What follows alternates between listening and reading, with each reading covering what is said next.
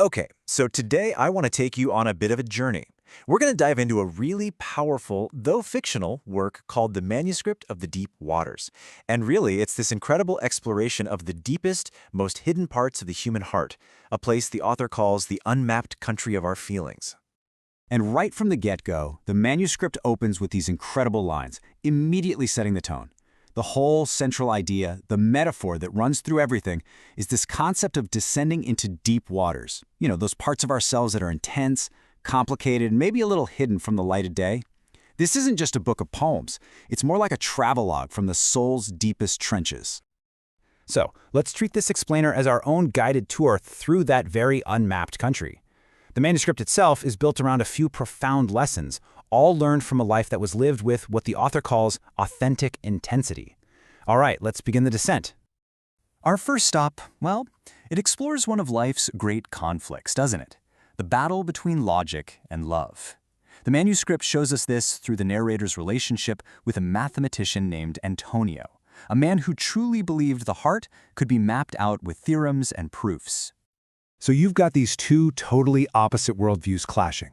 For Antonio, the mathematician, love was basically chemistry, a set of predictable variables. He literally tried to explain the narrator's sonnets using geometric principles. But for her, the poet, love was the exact opposite. It was this ineffable mystery, an art form that existed in the space between all the measurable things. And this is her response to his attempts. It's just brilliant. She doesn't completely dismiss his view, right?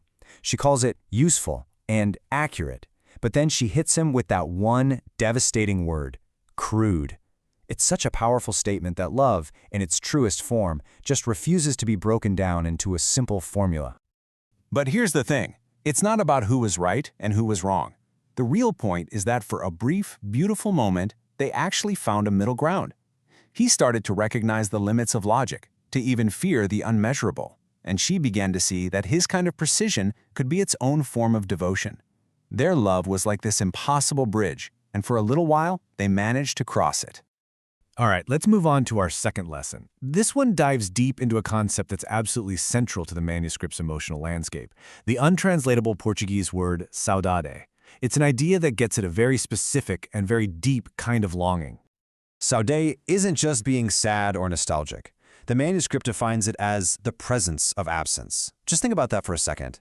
It's a feeling so powerful that the lack of something becomes a tangible presence in your life. It's that sweet, deep ache for a person, a place, or a feeling that's gone, but is still so loved. And to really understand this, the narrator shares some wisdom from her grandmother. This quote just completely reframes the whole idea of saudade. It's not a flaw, it's not a weakness to feel this way. No, it's a sign of a profound soul. A heart so big that it's just destined to feel the ache of a world that is temporary and always changing. And the manuscript doesn't just tell us this, it shows us through a series of unsent letters. The narrator feels saudade for her first love, Joan, who died 20 years ago. She even feels it for a total stranger she just saw once at a train station. For her, you see, saudade isn't about being stuck in the past, it's proof that love persists. Longing, she writes, is love in its most concentrated form. Okay, lesson 3. This one's going to hit home for a lot of people. It's this powerful critique of the social masks we all feel pressured to wear sometimes. The author explores this through the narrator's marriage to a man named Alberto, who basically wanted her to be a more palatable, less intense version of herself to fit into high society. I mean, this verse is just devastatingly raw, isn't it? It perfectly captures the spiritual cost of suppressing who you are. In trying to be the woman her husband wanted, the narrator's true self didn't just fade away. It became a refugee, an exile, hiding within her own body, only able to come out in secret moments. This table just lays out the core conflict perfectly. On one side, you have her authentic self, passionate, intense, someone who sees art as this cosmic, mystical force. And on the other side, you have what society expected, a charming, toned-down woman who treats art like a nice little social grace. The results couldn't be more stark. Choosing authenticity might lead to social exile, but it unlocks artistic power. Choosing to perform leads to acceptance, sure, but at the cost of spiritual death. So it all leads to this incredibly defiant conclusion. The narrator ultimately chooses her authentic voice over her marriage, over her social standing. The manuscript makes the argument that the pain of being rejected for your true self is still so much less than the slow, quiet death of being accepted for a version of you that isn't even real. And now for our fourth lesson, which I think is one of the most beautiful and honestly healing ideas in the whole manuscript. It's this concept of emotional cartography, of literally mapping the geography of your past relationships. We've all been there, right? You look back on a relationship that ended and think, what a waste of time, or that was a huge mistake. Well, this manuscript completely flips that idea on its head. Instead of seeing ended loves as failures, the narrator starts mapping them as completed journeys. Each relationship was an expedition into a new country, a unique emotional landscape she was brave enough to explore. And she even breaks it down into these 4 stages, almost like a real expedition. First, there's the encounter. Then, the exploration of each other's inner worlds. Then comes that moment when you discover the limits of your connection. And finally, the retreat back to your own separate territories. It's a way of bringing a sense of order and purpose to the chaos of heartbreak. So, what's the wisdom you gain from doing this? Well, it's pretty profound. You realize that ended loves aren't failures. They're completed journeys. Each person teaches you how to read a completely different emotional landscape. And crucially, the unique geography you build with someone can never be revisited. The value is in the journey itself, not in whether it lasted forever.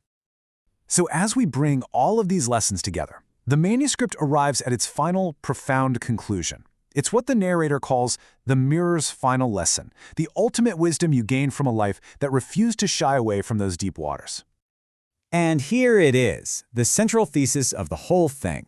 The point of life isn't to be happy, which is often a pretty fleeting and shallow goal anyway. The real aim is the profound, authentic aliveness. It's about embracing the full spectrum of experience, the love, the loss, the joy, the scars, and seeing that entire journey as your life's ultimate work of art. This is the culminating thought of the entire manuscript, and it just ties everything together so beautifully.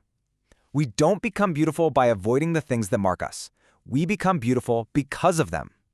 Our faces, our souls, they become these living documents, inscribed with the stories of a life that was fully and intensely lived.